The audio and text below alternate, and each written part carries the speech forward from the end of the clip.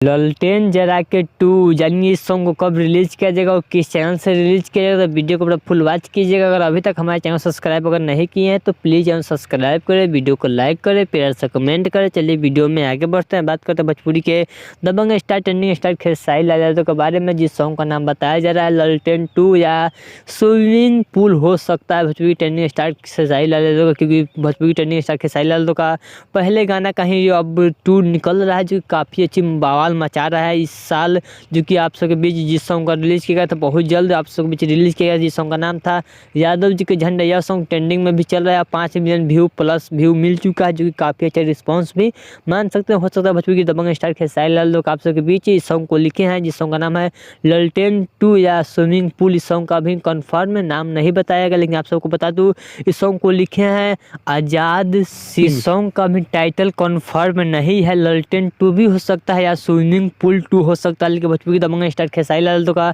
बहुत जल्द इस सॉन्ग का शूटिंग चालू कर दिया जाएगा। जैसे ही इसके बारे में कुछ अपडेट आता है वैसे ही हमारे चैनल के माध्यम से आप सबके बीच वीडियो बनाकर बता दिया जाएगा। तो प्लीज़ चैनल सब्सक्राइब करें, वीडियो को लाइक करें। चलिए मिलते हैं न्यू अपडेट के साथ, तो ओके बाय।